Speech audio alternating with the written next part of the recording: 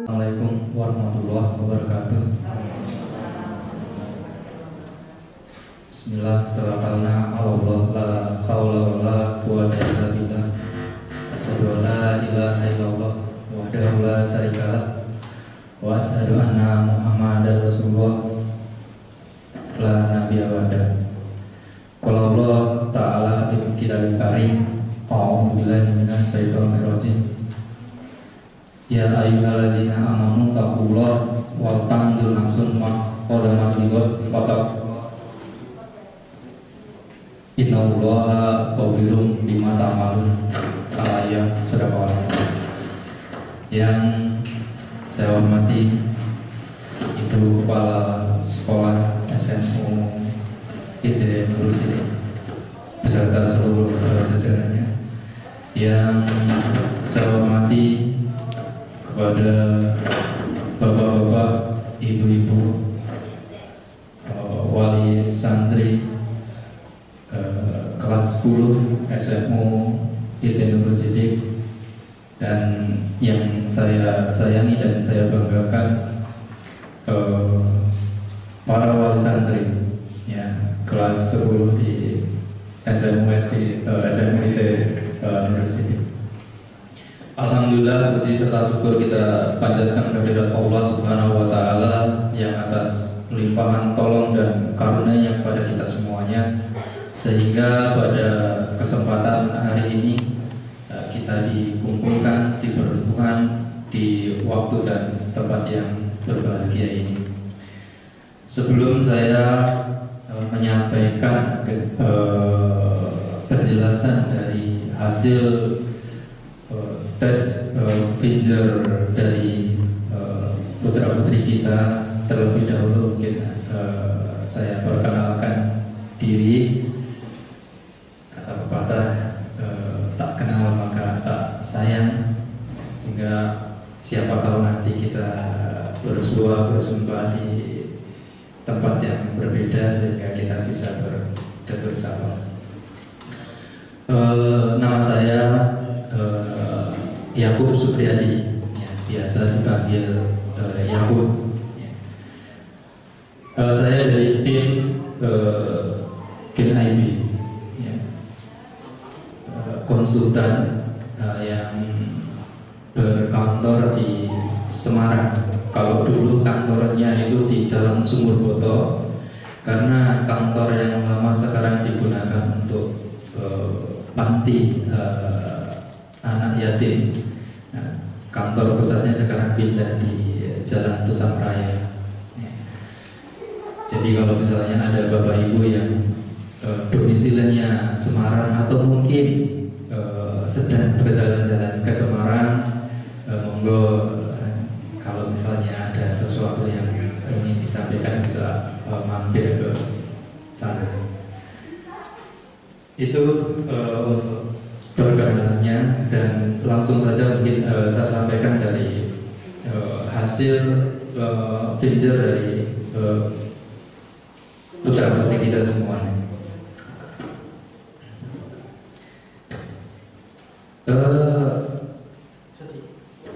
Sedikit saya sampaikan mungkin dari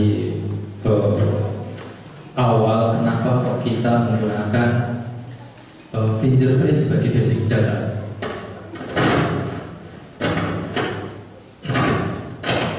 Jadi untuk tes potensi bakat dan genetik itu ada beberapa metode atau beberapa cara, Bapak Ibu. Yang pertama itu ada tes psikometri.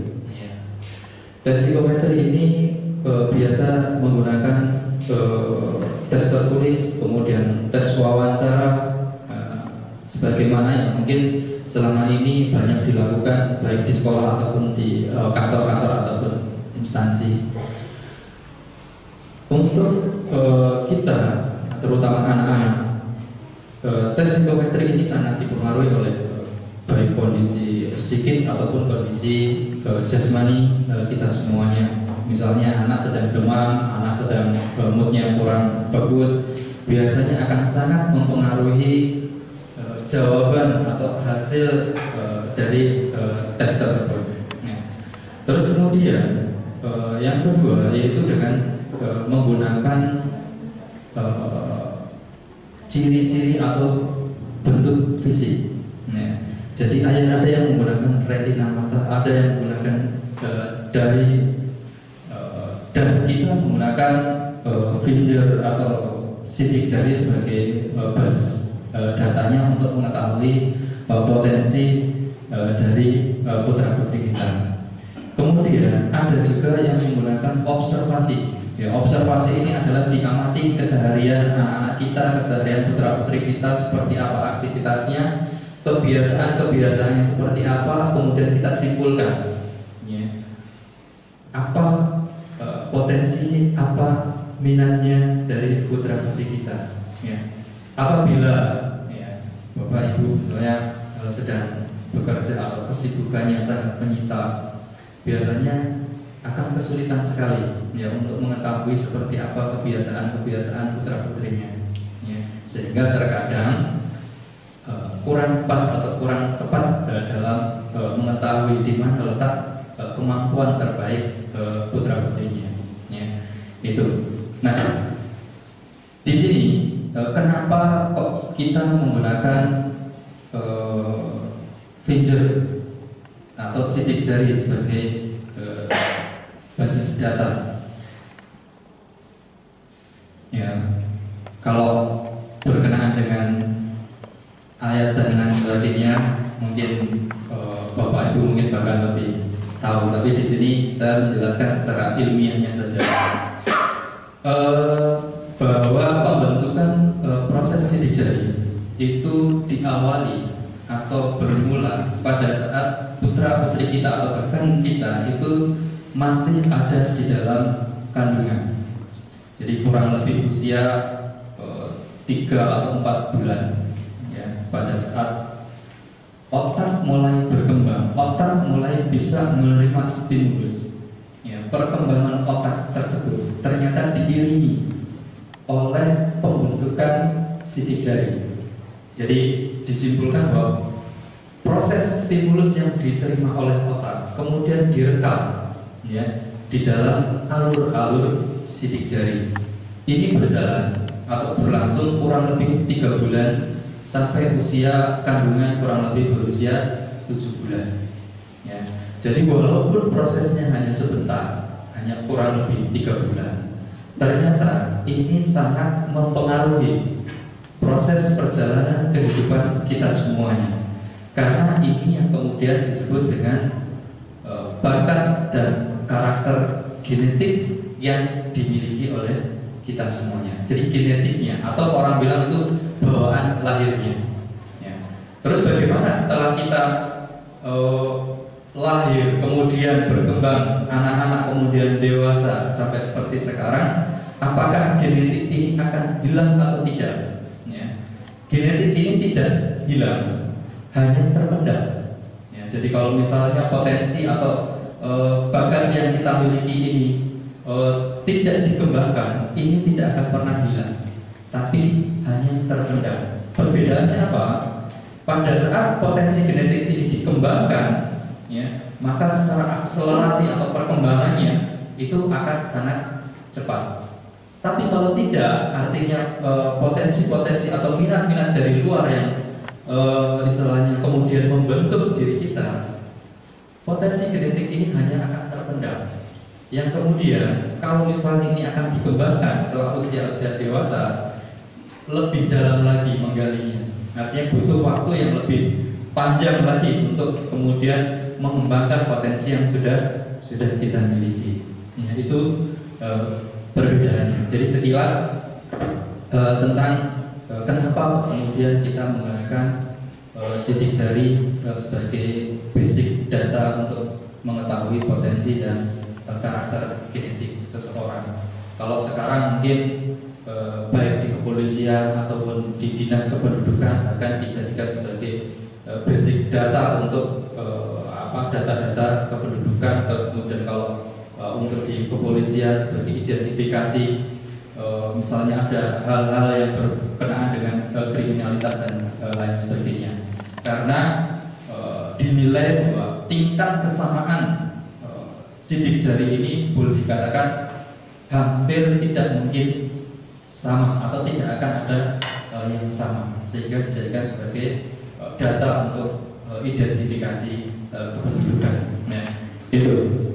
Nah, ini contoh-contoh bentuk-bentuk alur-alur yang ada di dalam sidik jari. Ya, jadi ada as, ada 10 as, loop, kemudian double loop, kemudian pocket loop, wood, kemudian wizard. Ya, jadi ada beberapa tipe, ada beberapa alur-alur yang terbentuk dalam sidik jari, dan setiap kita itu berbeda. Mungkin secara garis besar sama, tapi alur-alurnya, kemudian putus-putusnya itu tidak ada yang sama. Ya, itu. Jadi langsung saja kita bacakan hasilnya. Jadi saya sampaikan cara membacanya terlebih dahulu. Ya, contoh misalnya ini dari Ananda Muhammad Muflih Adli Rahman. Ya. Yang pertama mulai dari dominasi otak. Ya, jadi Bapak Ibu, anak-anak sekalian bisa membaca dari hasil masing-masing. Yang pertama dari dominasi otak. Cara membacanya yang pertama adalah pada saat prosentasenya ini di bawah 5%, itu masih dikategorikan seimbang. Ya, jadi kalau masih di bawah 5%, 2%, 3%, 4% itu masih kategori seimbang. Kemudian selanjutnya 6 sampai 15% itu kategorinya adalah cenderung. Ya, jadi 6 sampai 15% itu adalah kategori cenderung otak kanan atau cenderung otak kiri. Ya. Terus kemudian pada saat prosentasenya lebih dari 15%, dari 16% ke atas, itu disebut dominan. Jadi dominan kanan atau dominan kiri. Ya. Contoh seperti ini, ya, 4951. Ya, selisihnya hanya 2%. Jadi masih masuk dalam kategori seimbang. Ya, jadi antara otak kanannya dan otak kirinya masih masuk dalam kategori seimbang. Nah, seperti apa tipe-tipe otak kanan? Seperti apa tipe-tipe otak kiri? Ya, itu. Otak kiri, ya, cara berpikirnya lurus, linier, suka dengan keteraturan, disiplin. Ya. Pada saat diperintahkan atau menerima sebuah instruksi bisa digunakan dengan perintah-perintah langsung. Ya, jadi kalau misalnya meminta atau Bapak Ibu meminta putra putrinya, ayo makan, ayo belajar atau apapun bentuknya, tipe-tipe otak kiri itu bisa diperintah dengan perintah-perintah langsung. Baik Pak. Saya mau bertanya, untuk nilai presentasi otak kanan dan otak kiri itu menurut diagnosis dari hasil tes seperti ini, untuk menunjukkan orang hebat itu apakah seimbang atau kecenderungan atau dominan? Ya. Terima kasih Pak. Pak misalnya Habibie misalnya ya Pak Habibie gitu misalnya, supaya kami tahu gambaran dengan prosentase tersebut. Oh, ya. Terima kasih Pak. Ya, jadi dengan dominasi otak ini apakah mana yang lebih baik? Ya, gitu ya. Apakah otak kiri ataupun otak kanan? Ya, saya sampaikan terlebih dahulu tadi tipe otak kiri seperti tadi, ini ya. Cara berpikirnya linear, lurus, ya, suka dengan keteraturan, disiplinan, ya. Terus kemudian otak kanan itu kebalikannya. Ya, otak kanan itu kebalikannya. Jadi cara berpikirnya adalah kreativitas, imajinasi, gagasan, ya. Lebih cenderung kurang suka dengan keteraturan, ya. Gitu. Jadi kalau misalnya kemudian mendapatkan sebuah stimulus perintah atau sebuah instruksi, tipe-tipe otak kanan itu biasanya kurang bisa menerima perintah atau instruksi yang sifatnya langsung. Contoh misalnya begini, kalau otak kiri tadi diminta ayo belajar, ayo makan, ayo mandi, atau apapun bentuk perintahnya, dia bisa langsung atau mau mengerjakan. Kalau tipe-tipe otak kanan itu butuh prolog terlebih dahulu, ya. Jadi kenapa saya harus mandi? Kenapa saya harus belajar? Kenapa saya harus makan? Kalau instruksinya sudah jelas, baru mau melaksanakan. Nah, itu apalagi kalau masih anak-anak TK, SD itu biasanya kelihatan sekali tipe-tipe yang seperti ini, ya, itu. Dan terus kemudian hebat mana atau bagus mana? Apakah otak kiri ataupun otak kanan? Ya, itu. Semuanya bagus. Selalu saya sampaikan kepada para orang tua, kepada para wali murid pada saat menerima hasil ini, selalu kami sampaikan bahwa semua anak-anak kita itu hebat. Semua anak-anak kita itu pandai. Tidak ada anak yang bodoh, tidak ada anak yang bandel. Semua anak kita itu pintar, semua anak-anak kita itu baik. Ya, pintar, hebat di bidangnya masing-masing. Ya, itu. Kenapa? Nanti di dalam dunia kerja ataupun dunia yang sebenarnya, baik otak kanan ataupun otak kiri ini sebenarnya saling melengkapi. Ya, itu saling melengkapi.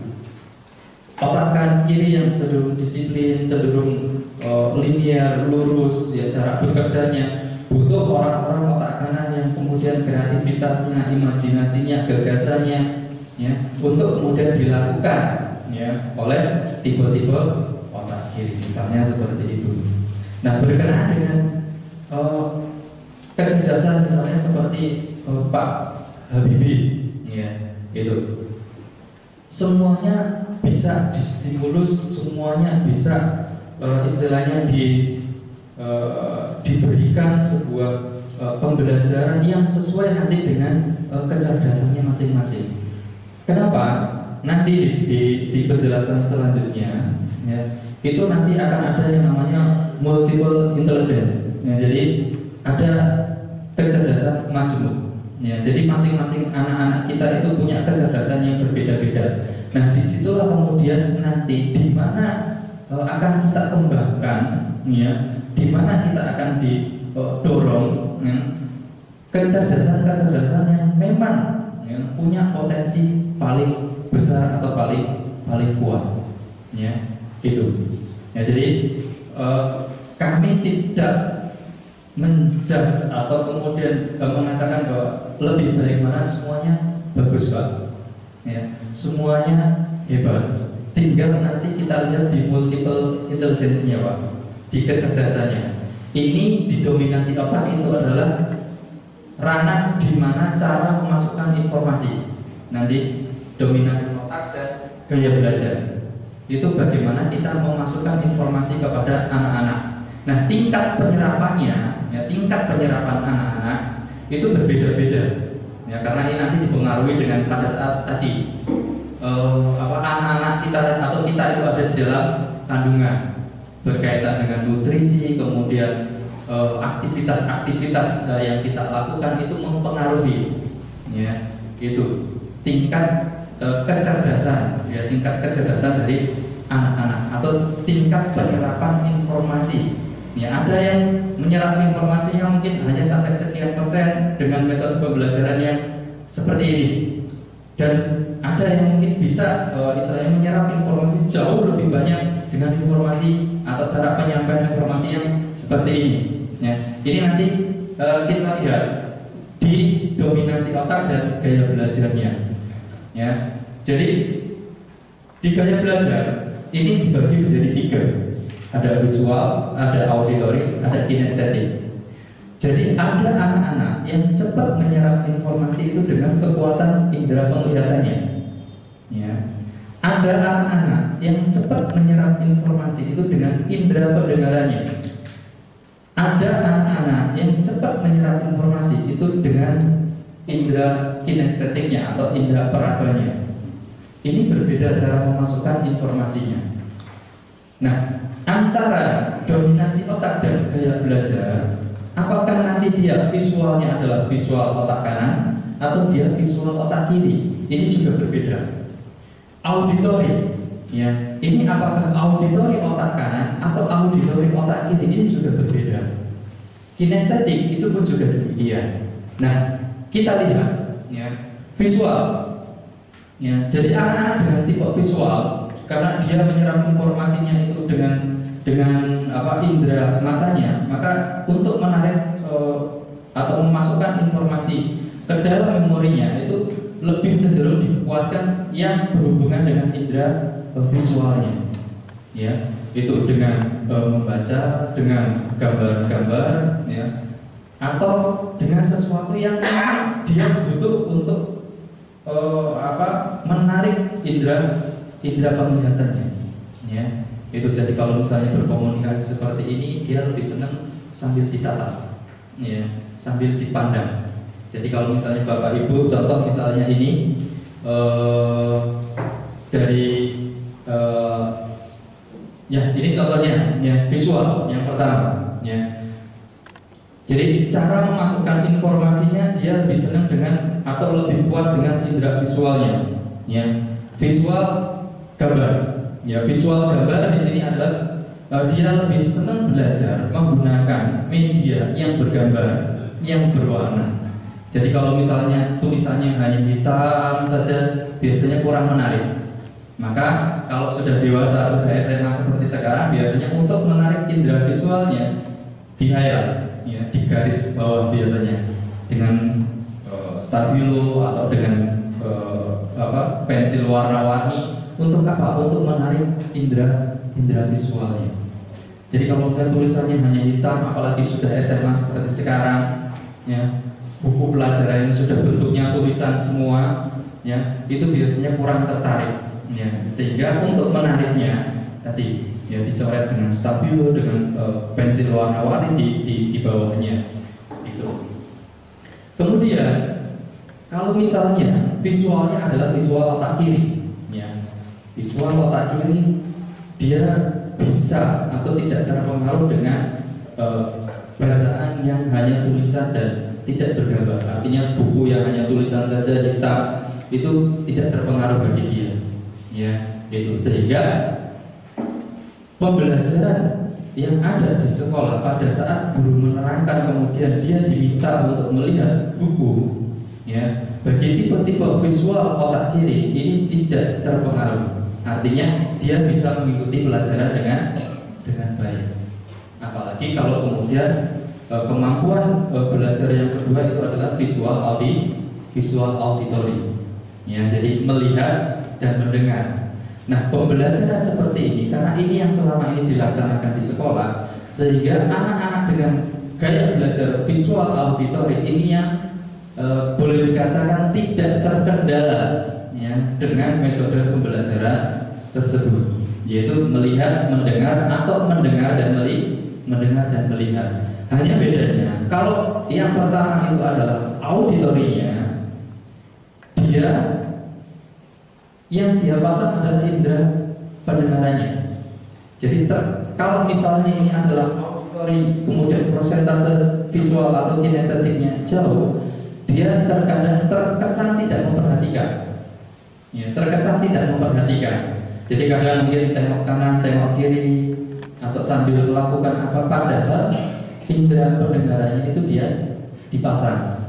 Ya, itu maka kadang kita menemukan misalnya sedang pembelajaran, kemudian anaknya kelihatannya tidak memperhatikan, tapi ditanya ngerti, ya, itu ditanya kok bisa jawab, padahal dia terkesan tidak memperhatikan, ya, itu indera auditorinya yang dipasang, ya.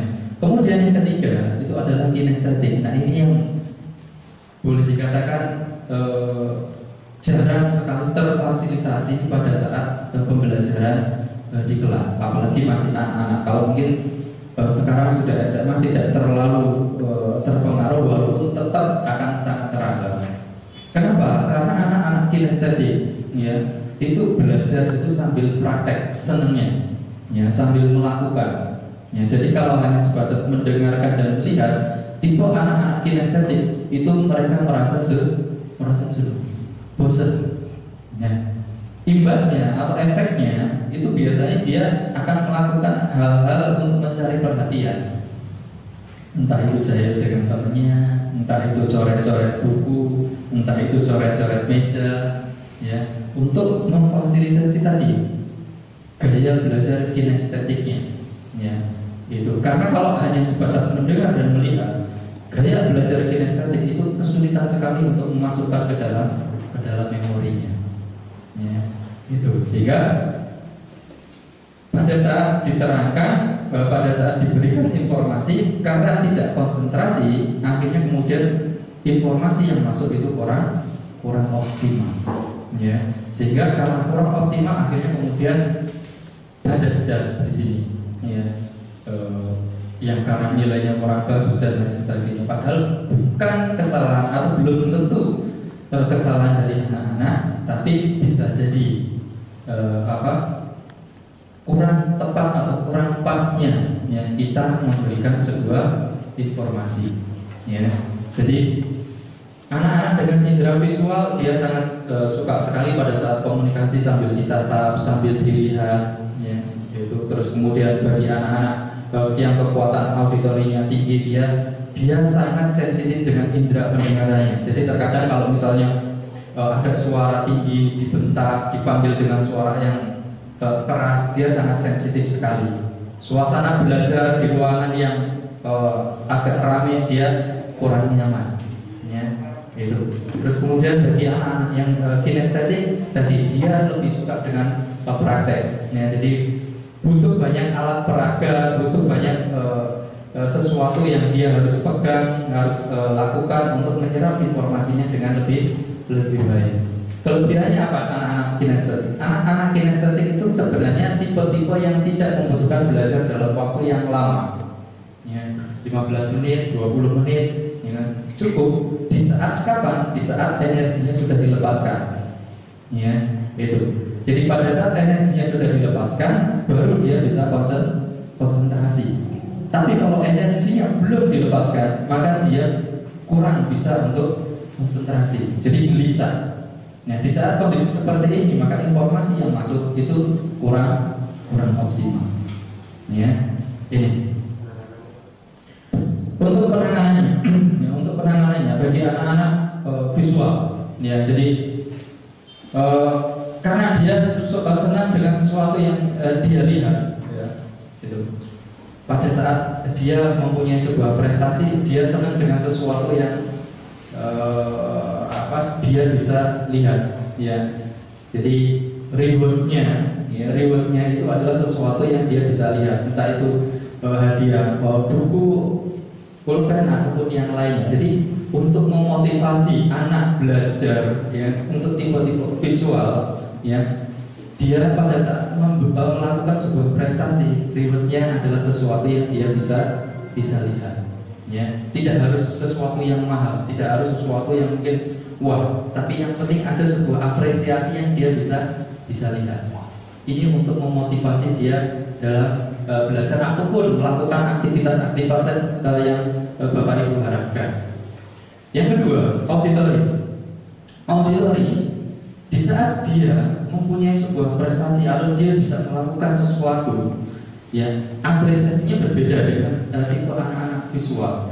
Dia lebih senang disanjung, dia lebih senang dipuji, ya, itu. Sehingga cara duduknya pun berbeda. Kalau anak-anak visual, cara duduknya pada saat kita berkomunikasi, misalnya dalam pembelajaran pun, ya, anak-anak visual dia lebih senang duduk di depan, ya, karena dia harus memperhatikan, ya, apa yang disampaikan oleh gurunya di depan. Bahkan mungkin sampai diperhatikan bentuk mulutnya pada saat guru itu berbicara, ya, itu. Kalau hanya mendengarkan saja, tipe-tipe visual itu kesulitan sekali untuk menyerap informasi yang disampaikan. Terus kemudian kalau auditory, dia yang penting itu mendengar apa yang disampaikan, ya. Belajarnya didorong untuk sambil bersuara, ya, membacanya sambil bersuara sehingga ada sesuatu yang dia bisa dengar, ya. Atau mungkin bahkan untuk mengulang kembali itu direkam, ya. Direkam kemudian diperdengarkan lagi, direkam diperdengarkan lagi, terus seperti itu. Ya. Terus kemudian cara duduknya pun pada saat menyampaikan sebenarnya pada saat kita ingin berikan informasi atau menyampaikan sesuatu, kalau tadi visual berhadapan, kalau auditory itu duduk bersampingan. Ya. Agar apa? Agar suara yang kita sampaikan itu betul-betul dia dengar, karena dia tidak membutuhkan suara yang tinggi atau suara yang keras. Justru kalau suara yang terlalu keras bagi tipe-tipe auditory itu justru kurang nyaman. Ya, itu. Kemudian kinestetik. Ya, kinestetik karena peka dengan sentuhan, ya, peka dengan sentuhan, dia pada saat atau kita ingin menyampaikan sesuatu, dia lebih senang dengan sentuhan-sentuhan fisik, sambil dirangkul, sambil diusap kepalanya, sambil dipeluk. Ya, walaupun mungkin sudah dewasa, sudah besar seperti sekarang, kebutuhan seperti itu, ya, itu bagi anak-anak kinestetik itu masih diperlukan, ya, itu adanya kedekatan fisik, ya. Dan sambil belajar, pada saat belajar ini dia lebih sering praktek, ya, praktek. Jadi kalau hanya duduk di kelas seperti ini, itu 15 menit, 20 menit itu sudah lama sekali, ya, itu. Mungkin bagi bapak atau ibu, kalau misalnya dites hasilnya kinestetik, mungkin bisa merasakan kondisi seperti sekarang. Ya, di saat diminta untuk duduk lama, itu sudah goyang-goyang. Ya, jadi udah rasanya gimana gitu, misalnya untuk duduk berlama-lama. Karena anak-anak kinestetik dia akan konsentrasi di saat energinya dikeluarkan. Ya, gitu. Jadi belajar 15 menit. Ya, setelah itu break, entah itu suruh melakukan apa atau aktivitas apa untuk mengeluarkan energinya, kemudian baru kembali lagi belajar seperti itu. Ya, bisa dipahami Bapak Punten untuk di cara memasukkan informasi. Jadi semuanya sebenarnya bisa optimal atau bisa istilahnya menyerap informasi sebanyak-banyaknya di saat tadi. Cara memasukkan informasinya itu pas atau sesuai dengan dominasi otak dan gaya belajarnya. Seperti itu Pak. Baik. Ya, jadi insya Allah kalau misalnya dia di stimulus, dia di pembelajarannya itu disesuaikan dengan dominasi otaknya, kemudian dengan gaya belajarnya, kemudian ada tambahan di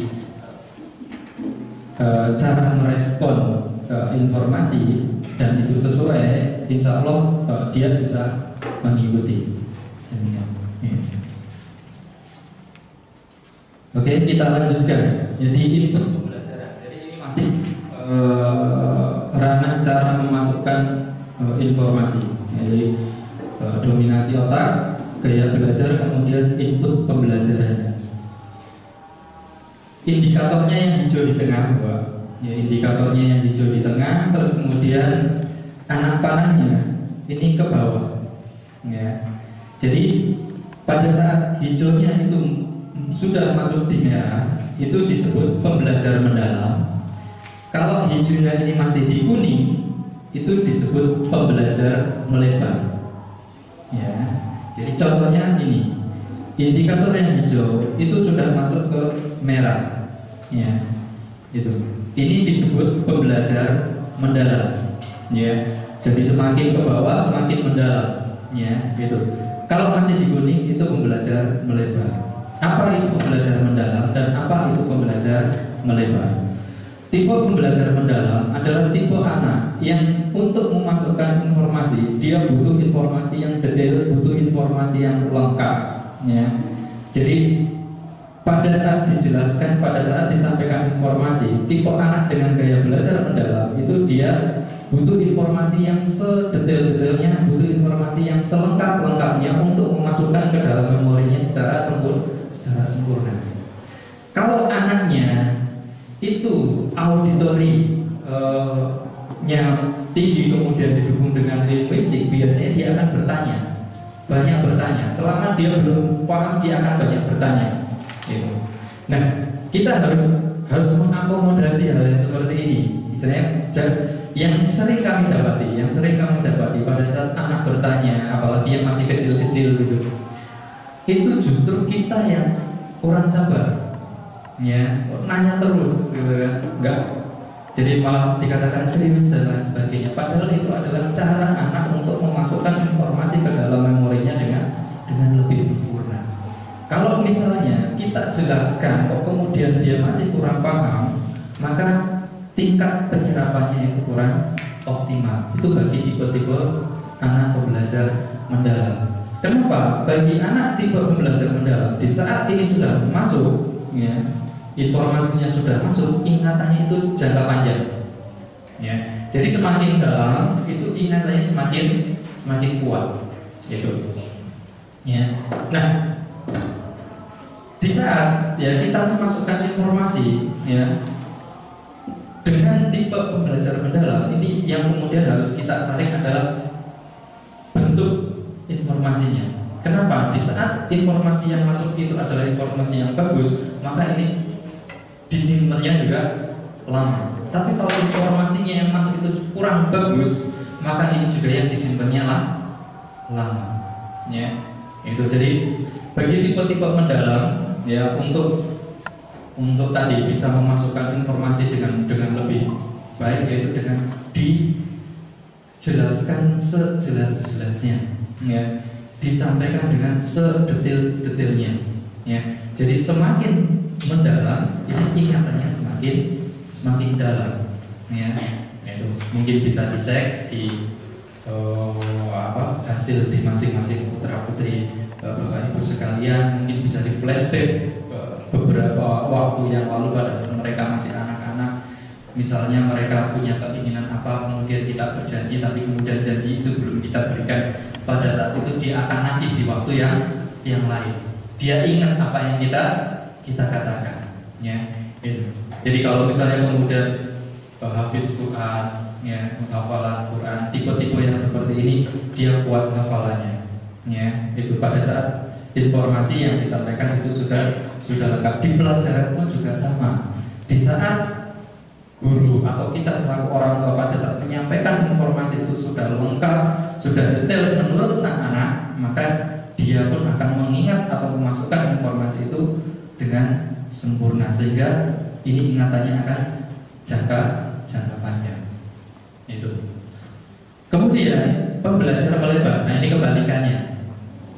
Ya, kalau tadi ingatannya jangka panjang, untuk tipe pembelajaran melebar, dia cepat menerima informasi baru, ya, cepat ngerti, cepat hafal, tapi cepat juga lupa. Ya, jadi dijelaskan bla bla bla bla, dia cepat ngerti, ya, dia cepat paham, dia juga cepat nyantol.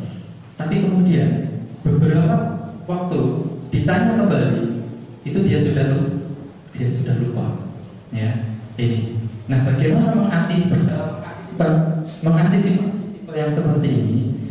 Yaitu belajarnya diulang-ulang. Kalau hafalan pun juga hafalannya berarti lebih sering untuk diulang.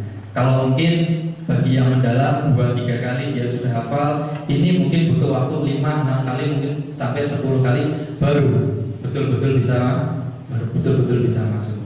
Ya. Itu kalau belajar mau ujian pun biasanya tipe-tipe SKS ini yang seperti ini, ya, sistem kebut semalam maksudnya, ya. Jadi besok mau ujian, materi pelajarannya malamnya harus di-reply, harus dibaca ulang, ya, ini, ya. Jadi tetap dua-duanya bagus, ya. Itu hanya penanganannya saja yang berbeda. Jadi kalau pembelajaran melebar mungkin untuk menghafalnya harus lebih sering diulangnya, ya, itu. Jadi kalau pembelajaran mendalam yang penting dia sudah lengkap, dia sudah detail informasinya, dia masuk ke dalam memorinya, ini akan jangka panjang. Kalau yang melebar cepat masuk, karena cepat lupa, maka antisipasinya atau solusinya adalah harus sering diulang-ulang. Kalau mata pelajaran berarti juga harus sering dibaca atau sering dipelajari kembali. Bakat kuat itu adalah 4 persentase tertinggi, ya, 4 persentase tertinggi, ya. Jadi contoh misalnya ini, Yang pertama adalah naturalis, kemudian yang kedua itu adalah logika, kemudian yang ketiga adalah linguistik, kemudian yang keempatnya adalah berestetik. Ya, jadi bagaimana kemudian kita menyelaraskan antara minat dengan bakat? Ya, karena antara minat belum tentu berbakat, bakat belum tentu berminat, sehingga diselaraskan antara minat dengan bakat. Ya, contoh misalnya yang paling gampang, kalau misalnya anak masih anak-anak, dia punya bakat, ya, tapi karena selama ini mungkin belum didekatkan dengan minatnya, akhirnya kemudian minat dari luar yang membentuk. Ya, contoh misalnya orang tuanya senang bola, ya, musimnya Piala Dunia, ya, ayahnya nonton bola di rumah, teman-temannya mainannya bola, lingkungan di sekitarnya sedang euforia sepak bola, sehingga anak tersebut kemudian muncul minat terhadap bola. Tapi apakah ini akan berlangsung lama? Kita lihat apakah dia punya potensi di situ atau tidak. Kalau misalnya dia punya bakat di body kinestetik berkenaan dengan olahraga dan lain sebagainya, biasanya setelah euforia ini hilang, Piala Dunia sudah selesai, ayahnya sudah gak nonton bola, teman-temannya sudah gak nonton bola, lingkungan sekitarnya sudah hilang berkenaan dengan hal tersebut, biasanya ini pun akan hilang. Ya, jadi sifatnya temporer. Tapi kalau dia punya potensi, biasanya ini akan berlanjut. Ya, akan berlanjut. Dia tetap akan melanjutkan. Dan yang paling penting adalah anak nyaman dengan prosesnya. Ya. Nah, kalau anak nyaman dengan prosesnya, dia akselerasinya akan lebih cepat. Ya, itu. Ya, jadi contoh misalnya ini. Jadi naturalis, kemudian logika, kemudian linguistik, kemudian body kinestetik. Jadi antara kecerdasan yang satu dengan yang lainnya itu saling mendukung. Ya, jadi kecerdasannya adalah kecerdasan majemuk, bukan kecerdasan tunggal. Jadi dijelasin dulu logika apa visual. Ya, itu. Yang pertama, ya berkenaan dengan kecerdasan logika. Ya, jadi kalau misalnya ada bapak ibu atau anak-anak yang kecerdasan pertamanya adalah logika, ya, anak dengan kemampuan kecerdasan logik-matik, artinya dia punya kemampuan untuk hitung-menghitung, ya, gitu. Jadi kalau pelajaran itu maths, matematika, ya, gitu. Jadi kalau misalnya logika yang pertama, dia punya kemampuan di hitung-menghitung. Yang kedua adalah kemampuan menyederhanakan sebuah permasalahan. Jadi bukan hanya sekedar hitung itu, juga kemampuan menyederhanakan sebuah persoalan. Kalau ini nanti dikaitkan dengan gaya belajar, bagi anak yang belajar kinestetik matematika, dia lebih akan cepat menyerap informasi dengan sempoa, dengan aritmatika. Ya, itu kalau misalnya diminta untuk menghafal secara, kalau bahasa Jawa itu awangan gitu, membayangkan, itu dia sangat kesulitan. Ya, itu. Kalau linguistik harus dilihat, ya, untuk menghafal rumus-rumus, angka-angka dan sebagainya dia harus melihat. Nah, kalau auditory dijelaskan, mendengarkan suaranya, ini dia bisa menangkap. Gitu. Hanya kalau yang auditory linguistik berarti dia mendengar dan menulis atau melihat. Visual auditory berarti dia melihat dan mendengar. Visual kinestetik melihat dan praktek. Atau auditory kinestetik berarti mendengar dan praktek. Ya, itu. Jadi yang pertama adalah logika. Ya, jadi kemampuan di logika matematika, hitung-menghitung, kemudian kemampuan menyederhanakan sebuah persoalan. Kalau jurusan-jurusan yang berkenaan dengan matematika banyak, ya, ada teknik, ada kedokteran. Tinggal yang kedua nanti mendukung atau tidak untuk ke sana. Ya, gitu. Kemudian yang kedua adalah spasial. Visual spasial ini berkenaan dengan konsep, gagasan, imajinasi, program jangka panjang atau jangka pendek. Ya, jadi anak-anak dengan kemampuan visual spasial ini dia punya kemampuan untuk mengkonsep, untuk membuat program atau untuk membuat rancangan-rancangan baik jangka pendek ataupun jangka panjang. Kalau ini digabungkan, misalnya yang pertama itu adalah visual logika atau logika visual, maka anak tersebut punya kemampuan untuk membuat sebuah konsep, membuat sebuah rancangan, dan konsep-konsepnya itu logis karena didukung dengan logika. Ya, itu jadi visual, spasial, logika, ya, teknik, kemudian IT, ya, jurusan-jurusan yang berkenaan dengan logika dan visual, spasial. Terus kemudian yang ketiga itu adalah linguistik. Ya, jadi anak-anak dengan kemampuan linguistik itu adalah anak-anak yang punya kemampuan di bidang bahasa, kata-kata. Ya. Jadi kalau misalnya kemudian ini didukung dengan gaya belajar auditori, ya auditori linguistik, anak ini cenderung banyak bicara. Ya. Untuk belajar bahasa dia cepat menangkap kosakata baru atau bahasa-bahasa baru. Jadi kalau misalnya belajar bahasa asing, bahasa Inggris, bahasa Arab, ini tipe-tipe anak dengan linguistik auditori itu dia cepat untuk belajar di bidang bahasa. Ya. Kalau misalnya linguistiknya ini nanti ya kan didukung dengan musikal, ya, ini bisa jadi berhubungan dengan seni, ya, gitu. Ya, jadi bisa olah vokal, terus kemudian kalau misalnya di pesantren itu bisa kiroah, ya, itu atau kiroati, ya, itu berhubungan dengan linguistik musikal ditambah dengan gaya belajar auditori. Terus kemudian musikal itu berhubungan dengan seni. Nah, musikalnya ini apakah didukung dengan auditori atau body kinesthetik atau visual? Kalau musikalnya visual itu lebih kepada sesuatu yang dia lihat, bisa lukisan, bisa foto, ya, bisa gambar, ya. Terus kemudian kalau suara itu bisa tadi olah vokal, bisa kiroati, atau bisa sebagai misalnya pembicara, dai, itu berhubungan dengan linguistik musikal, kemampuan mengolah kata-kata. Jadi kalau misalnya linguistik auditori musikal, dia pada saat menyampaikan sesuatu itu ada tune-nya, ada nadanya, ya. Jadi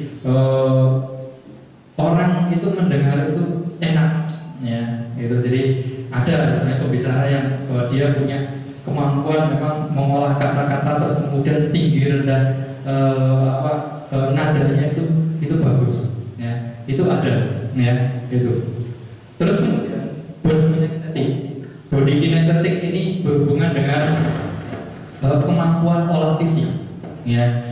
Nah, di pengembangan keahliannya, kalau misalnya pengembangan keahliannya itu adalah prosentasenya lebih kepada kecepatan operasional, itu berarti adalah motorik kasar.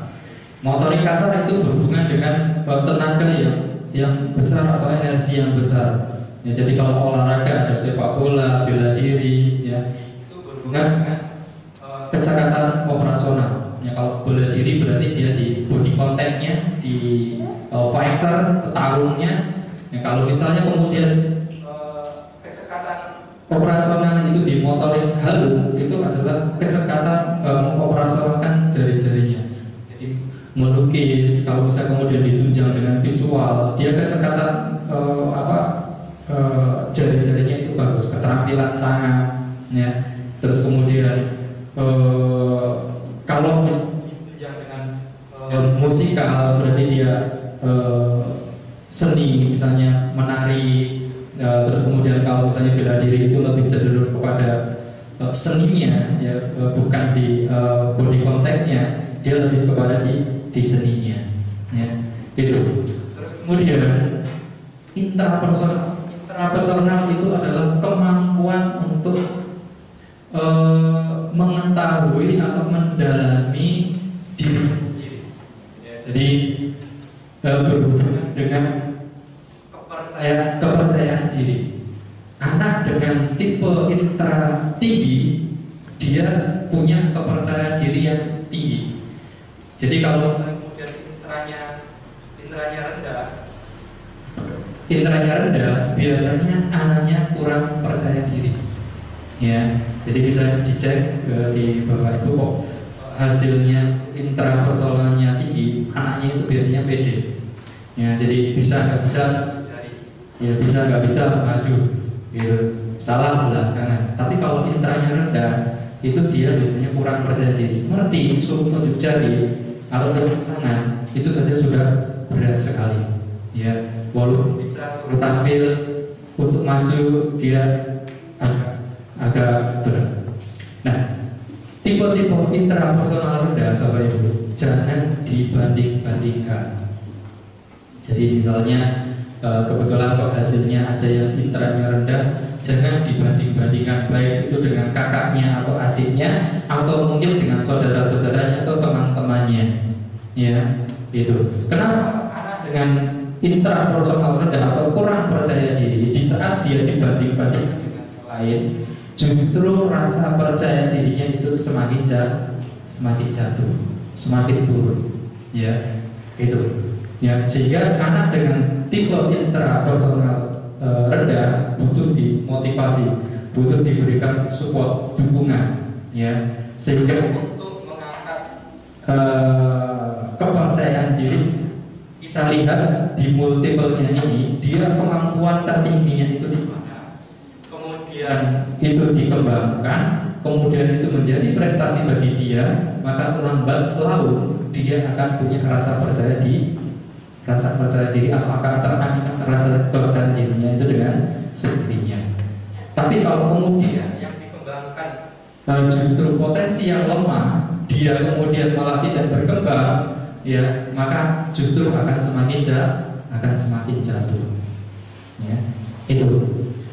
Terus kemudian yang selanjutnya itu adalah intrapersonal. Nah, kalau tadi intra itu adalah dalam, kalau inter adalah keluar. Ya, jadi anak-anak dengan interpersonal tinggi itu adalah anak yang punya kemampuan memahami orang lain, ya, empati. Ya, jadi dia sangat berhubungan atau menjalin hubungan dengan orang lain dalam artian pertemanan dan yang lainnya. Ya, jadi dia punya rasa empati yang tinggi terhadap orang lain, ya. Dan orang itu melihat dia itu ada sesuatu yang seolah-olah memang menarik dia selalu dekat, ya. Itu biasanya orang dengan tipe interpersonal tinggi itu jadi tempat curhat bagi orang lain atau teman-temannya, karena dia punya rasa empati yang tinggi terhadap orang lain, kemampuan memahami orang lain. Ya, teman-temannya banyak, ya, dia gampang masuk ke dalam komunitas baru, ya, itu. Apalagi seandainya kemudian ditunjang dengan intrapersonal yang tinggi, maka dia akan semakin bagus, ya, itu. Kemudian yang selanjutnya itu adalah di naturalis. Ya, naturalis ini berhubungan dengan alam semesta, makhluk, ya, hewan, binatang, manusia. Ya, kalau pelajaran itu adalah saya IPA, ya, gitu. Jadi kalau misalnya Bapak Ibu ada putra putri yang hasilnya dari 4 persentase tertinggi itu adalah naturalis, maka kemampuannya adalah di situ. Ya, naturalis berhubungan dengan makhluk, ya, ada manusia, binatang, ya, tumbuhan, ya, alam semesta. Kalau misalnya ini kemudian gabung atau prosentasenya antara naturalis, kemudian matematika, kemudian interpersonal, maka jurusan-jurusan seperti kedokteran, ya, baik itu kedokteran umum ataupun kedokteran hewan itu cocok untuk tipe-tipe naturalis, kemudian logika,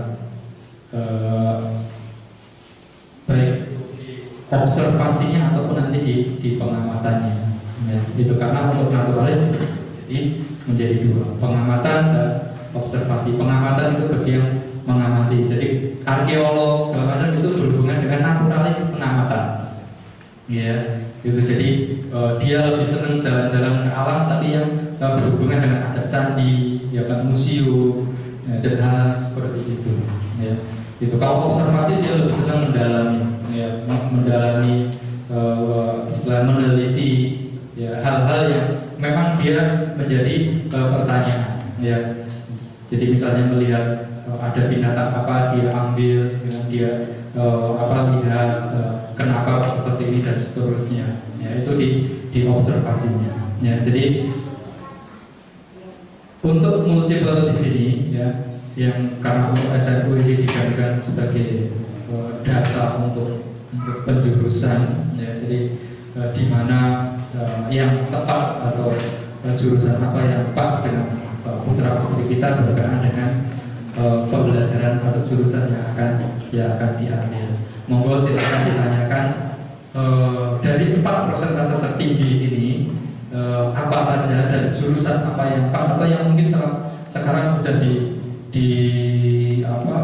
dijuruskan oleh pihak sekolah. Silakan, monggo. Kalau melihat dari hasil sidik jari, memang apa yang dicita-citakan anak saya dan hasil ini memang alhamdulillah sesuai. Tapi ada satu kendala yang kayaknya jadi pikiran kami, yaitu untuk masalah penjurusan, Pak. Karena dia itu berkeinginan saya mau jadi penghafal Al-Quran dan juga jadi dokter, gitu ceritanya. Tapi ketika saya melihat nilai-nilai yang di MTS itu, Pak, dia itu ada pelajaran yang memang agak rendah, ya, bahasa Inggris, matematika. Tapi untuk di matematika mungkin dianya diuletin sih alhamdulillah nilainya naik terus. Tapi untuk di bahasa Inggrisnya kan dia lemah lah, gitu ya. Sementara kalau untuk memang kedepannya dia mau bercita-cita seperti itu, apakah berarti kan jurusannya harus ke IPA, ya Pak, ya? Apakah memang nanti ketika pelaksanaan di sekolah itu akan terseret-seret atau tidak, gitu? Itu yang menjadi beban pikiran kami, gitu, antara saya dan bapaknya. Ya, saya mohon masukan dari bapak biar kitanya tidak bimbang, gitu, untuk mengarahkan anak. Terima kasih. Assalamualaikum warahmatullahi wabarakatuh. Waalaikumsalam. Untuk cara membacanya, saya sampaikan mungkin cara membacanya terlebih dahulu. Jadi mungkin barangkali ada yang masih bingung berkenaan dengan cara membacanya di grafiknya, khususnya di multiple-nya itu,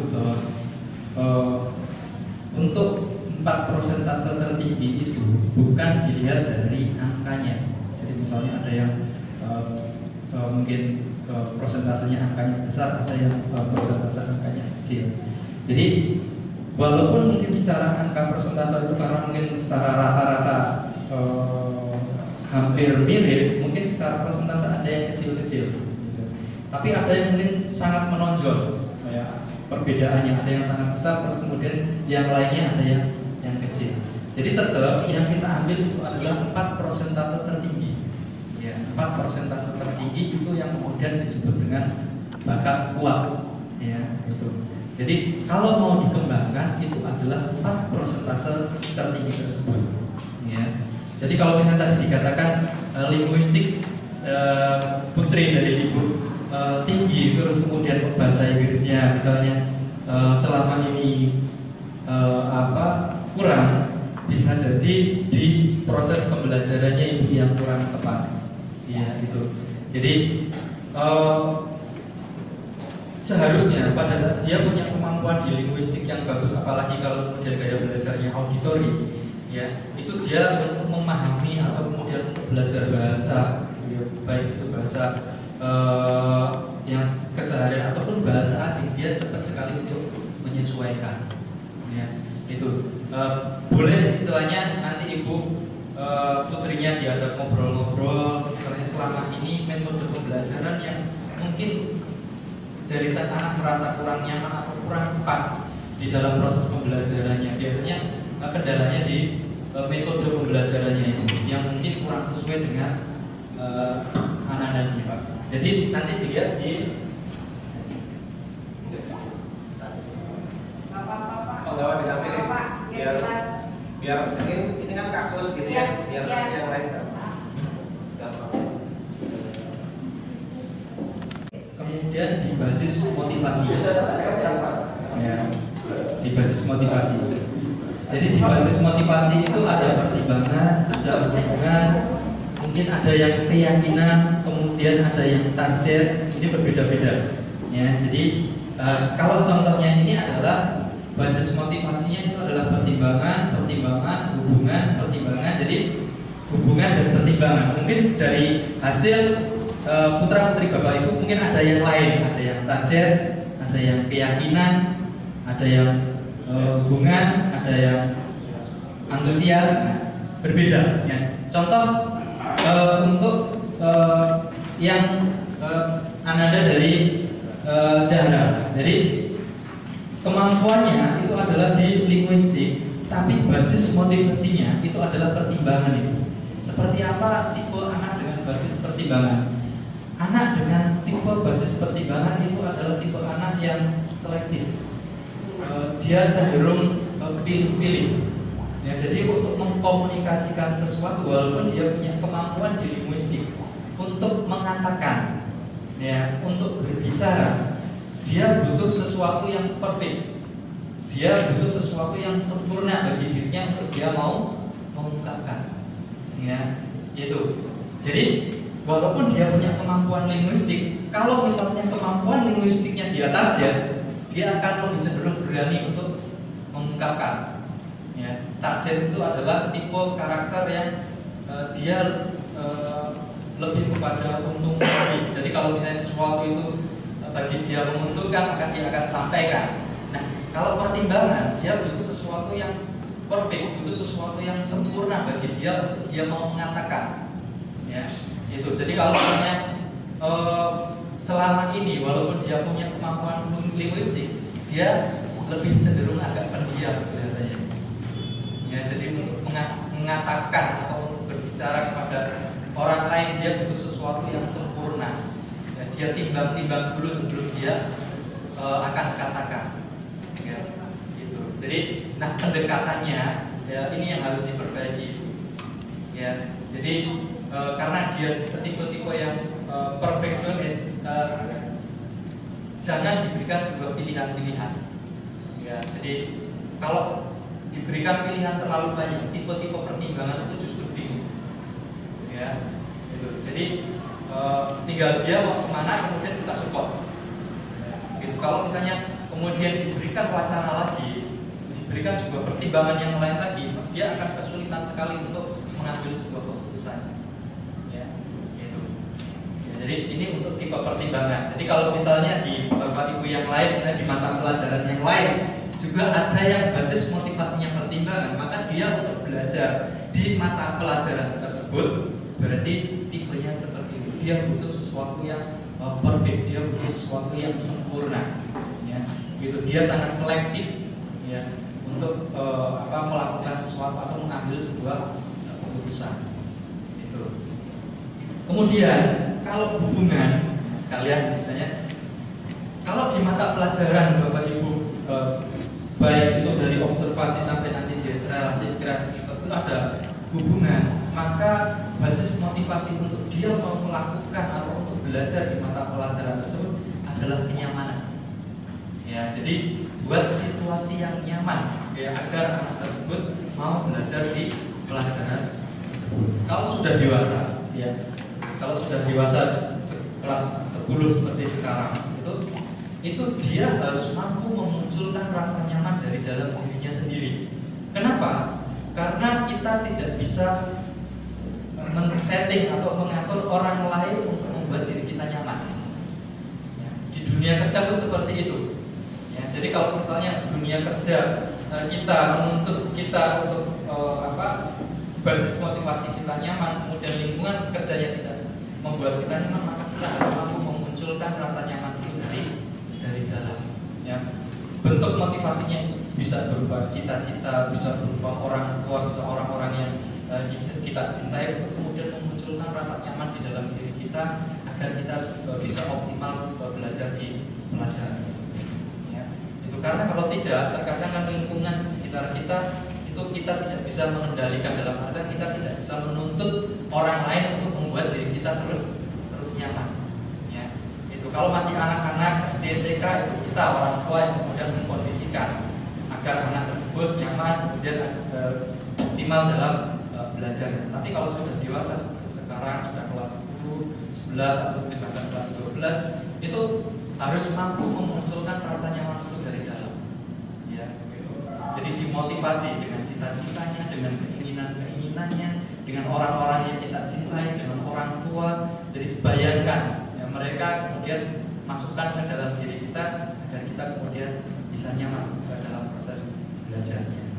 Terus kemudian tadi ada yang antusias. Ya. Jadi kalau Bapak Ibu ada yang putra putrinya di basis motivasinya itu antusias, itu adalah anak yang selalu ingin dimotivasi. Ya.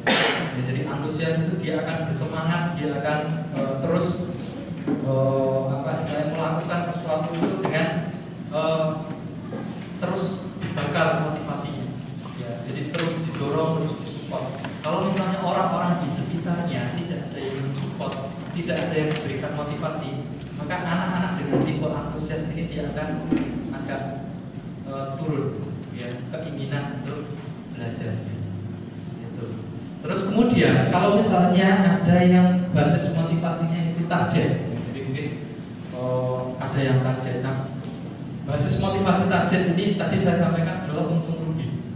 Jadi dia akan melakukan segala sesuatu kalau menurut ya, yang bersangkutan itu menguntungkan. Maka pada saat memberikan sebuah gambaran atau wacana kepada putra putri kita berkenaan dengan salah satu pelajaran tersebut, maka digambarkan apa keuntungannya mempelajari pelajaran tersebut, apa kerugiannya seandainya tidak mempelajari pelajaran tersebut, dan bagaimana ke depannya. Jadi disupport dengan hal yang seperti kalau dia merasa bahwa kalau saya belajar seperti ini, ya keunggulannya atau keuntungan seperti mana, dia akan bersemangat ya untuk belajar di pelajaran tersebut. Terus kemudian kalau misalnya ada yang berkebalikan, ya, jadi basis motivasinya ada yang berkebalikan misalnya di hasil tersebut, maka tipe-tipe berkebalikan itu adalah pola pikir atau cara pandang yang berbeda dari orang kebanyakan.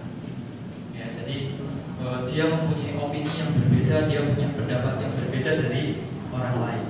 Ya. Tapi biasanya tipe-tipe orang berkebalikan itu kalau bahasa ininya out of the box, dia punya solusi yang berbeda dari orang kebanyakan.